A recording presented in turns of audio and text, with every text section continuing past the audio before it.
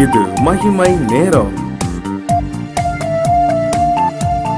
கர்த்தராகிய இயேசு கிறிஸ்துவின் நாமத்தினாலே மகிமை நேர நிகழ்ச்சியின் மூலமாக மறுபடியும் உங்களை யாரும் சந்திப்பில் நான் மகிழ்ச்சி அடைகிறேன். கர்த்தராகிய இயேசு கிறிஸ்து தாமே ஊழியத்தின் பாதையை இவ்வளவா நடத்தி வருகிற தயவுக்காக ஒரு நன்றியை மேன்மையை செலுத்துகிறேன். இந்த நாளிலும் முதலாம் மாதத்திலே நாம் இருக்கிறோம். ஆண்டிலே நாம் சட்ட வாக்கியமாக கொடுக்கப்பட்ட ஏசாயா 44 அதிகாரம் 3ஆம் வசனத்தை அடிப்படையாக கொண்டோம். ஏசாயா 44 அதிகாரம் 1 முதல் 5 வசனத்தை அடிப்படையாக கொண்டு நாம் தியானித்து வருகிறோம்.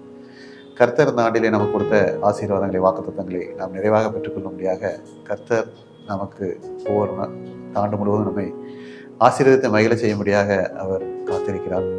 நமக்கு கொடுத்த வாக்குத்தத்தங்களை அப்படியே அவர் நிறைவேற்றி தர சித்தமாக இருக்கிறார். இந்த நாளிலும் கர்த்தர் இந்த ஆண்டிலே நமக்கு தரும் வாக்குத்தத்தமாக ஒரு வசனத்தை தியானிப்போம். அதற்கு ஆதாரமாக எடுத்துக்கொண்ட வசனம் ஏசாயா 44 அதிகாரம் 3ஆம் வசனம். உன் சந்ததியின் மேல் என் ஆவியை ஊற்றுவேன் என்றார் என்று வாசிக்கிறோம்.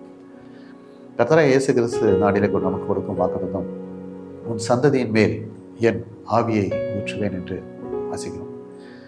கர்த்தராகிய இயேசு கிறிஸ்து நாடிலே நமக்கு வாக்குத்தத்தம் கொடுத்திருக்கிறார், நம்மை ஆசீர்வதிப்பேன் என்று. அந்த ஆசீர்வாதம் நமக்கானது மட்டுமல்ல, அவர் நம்முடைய சந்ததியும் ஆசீர்வதிக்கிறார். கர்த்தருடைய ஆவியானவர் தங்கி ஆசீர்வாதத்தை நமக்கு தர வல்லவராயிருக்கிறார். பல சூழ்நிலையிலே நாம் பார்க்கும்போது ஒரு குடும்பத்தார் ஆசீர்வாதங்களை பெற்று வாழ்ந்து கொண்டிருப்பார்கள். அவருடைய பிள்ளைகள் ஆசீர்வாதம் இல்லாமல் வாழ்ந்து கொண்டிருப்பார்கள். அடுத்த சந்ததியார் வேறு விதமாக வாழ்ந்து கொண்டிருப்பார்கள். இப்படியாக மாறி மாறி அவர்கள் ஆசீர்வாதம் வந்து செல்வது போல காணப்படும். ஆனால் கர்த்தர் தெரிந்து கொள்கிற பிள்ளைகளுடைய ஆசீர்வாதம் சந்ததியாக இருக்கும் என்று கர்த்தர் சொல்கிறார். இந்த ஆண்டிலே கர்த்தர் நமக்கு வாக்கு கொடுக்கிறார். அவர் நம்முடைய சந்ததியின் மேல் நம்முடைய ஆவியை ஊற்றி நம்மை ஆசீர்வதிப்பார் என்று சொல்கிறார். கர்த்தர் தம்முடைய ஆவியை ஊற்றி ஆசீர்வதிக்கும்படியாக நம்மிடத்திலே நாம் எப்படியாக காணப்பட வேண்டும் என்று நாம் பார்ப்போம். கர்த்தர் யாரையெல்லாம் ஆசீர்வதித்தார், அவர்கள் மூலமாக நாம் கற்றுக்கொள்கிறது என்ன என்பதையும் வாசிப்போம். முதலாவது நாம் பார்க்கும்போது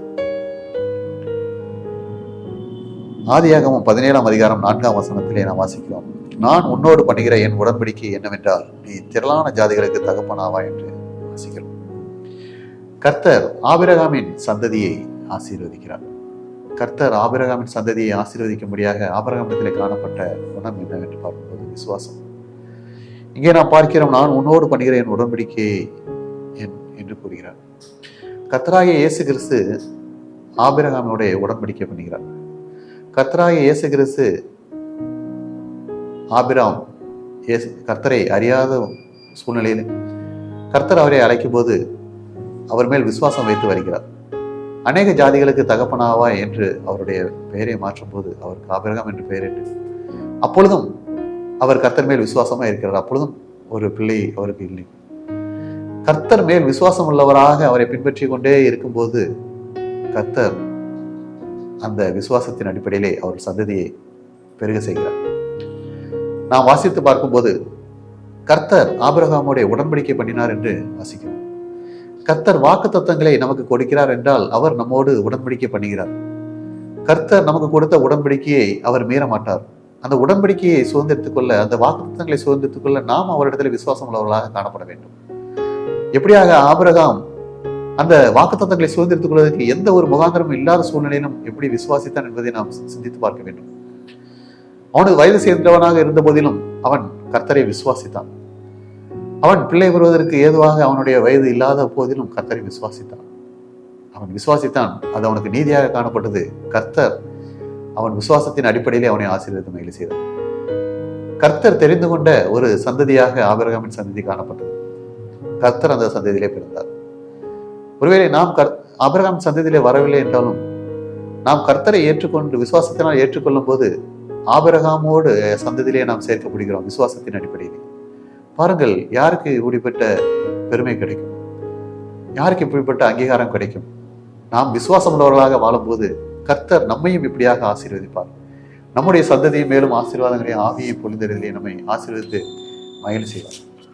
இரண்டாவதாக நாம் பார்க்கும்போது என்னாகமம் 14ஆம் அதிகாரம் 24ஆம் வசனத்தை வாசிக்கும் போது, என்னுடைய தாசனாகிய காலேப் வேற ஆவியை உடையவனாய் இருக்கிறபடினாலும் உத்தமமாய் என்னை பின்பற்றி வந்தபடினாலும் அவன் போய் வந்த தேசத்திலே அவனை சேர பண்ணுவேன்.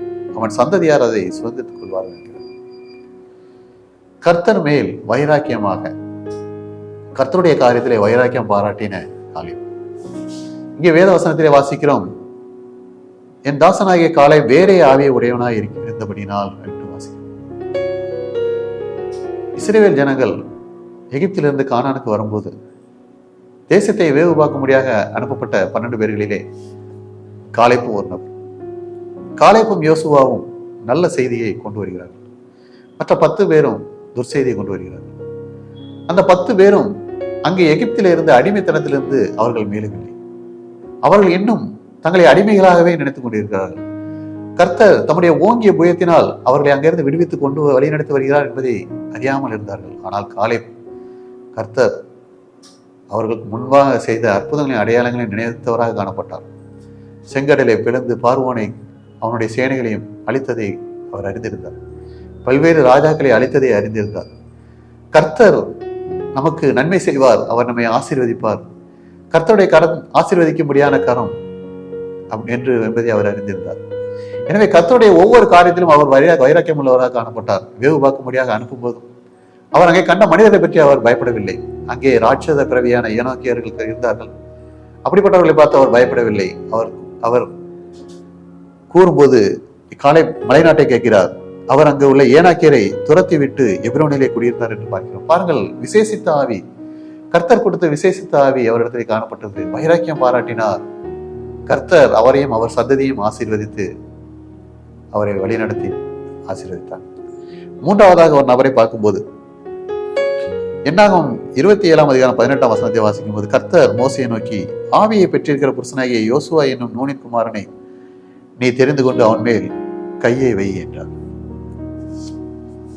கர்த்தரை தொழுது கொள்கிற யோசுவா, கர்த்தரை தொழுது கொள்கிற யோசுவா மேல் கை வைக்க, அவனை வழிநடத்தும்படியாக அவன் மேல் கை வைத்து அவன் மேல் மோசையை கை வைத்து இஸ்ரவேல் ஜனங்களை வழிநடத்தும்படியாக அவனை ஆசீர்வதிக்கிறார்.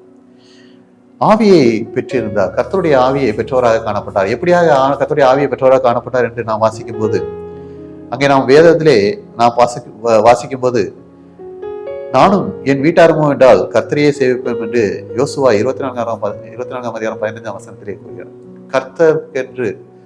கர்த்தரையே சேவிப்போம் என்று கர்த்தர் மேல் விசுவாசம் உள்ளவராக யோசுவா காணப்பட்டதார்.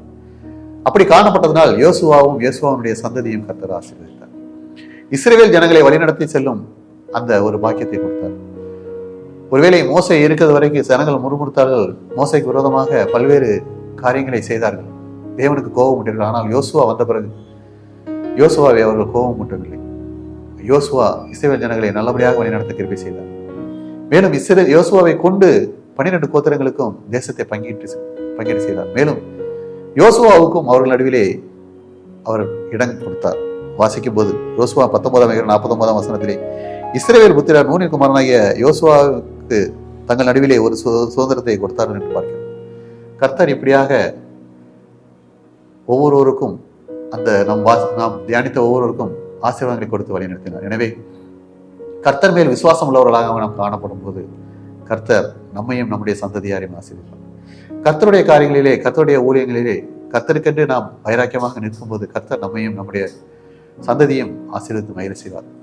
கர்த்தரை மட்டுமே நாம் சேவித்து கர்த்தரையே நாம் அண்டிக் கொள்ளும் போது, எல்லா காரியங்களையும் நாம் கர்த்தரையை தேடும் போது நம்முடைய சந்ததியும் கர்த்தர் ஆசீர்வதிப்பார். எனவே கர்த்தர் நம்மையும் நம்முடைய சந்ததியை ஆசீர்வதிக்கும்படியாக இப்படிப்பட்ட காரியங்கள் நம்முடைய வாழ்க்கையில் காணப்படும்படியாக நாம் மாற்றிக்கொள்வோம். கர்த்தர் நம்மை இந்த ஆண்டிலே ஆசீர்வதித்து மகிழ செய்வார். அப்படிப்பட்டதான ஆசீர்வாதங்களை ஒவ்வொருவரும் தந்து ஆசீர்வதிப்பாராக. ஆமென். ஜெபம். கர்த்தாவே, இந்த நாளிலும் சந்ததியின் மேல் ஆசீர்வாதத்தை ஊற்றுவேன் என்று சொன்னது போல எங்கள் ஒவ்வொருடைய சந்ததியின் மேலே நீர் ஆசீர்வாதங்களை ஊற்றும்படியாக எங்களுடைய வாழ்வில் உங்களுடைய மேல் விசுவாசம் உள்ளதாக, நம்மிடத்திலே காரியங்களில் வைராக்கியம் உள்ளதாக, அன்றே உண்மையை நாங்கள் பற்றிக்கொள்வது வழியாக காணப்பட கிருபை செய்யும். அப்படி காணப்பட்டு நாங்களும் எங்கள் சந்ததியாரும் உங்களுடைய கருத்திலிருந்து ஆசீர்வாதங்களை பெற்றுக்கொள்ள கிருபை செய்யணுமா? இயேசு கிறிஸ்துவின் ஜெபிக்கிறோம் நல்ல பிதாவே. ஆமென்.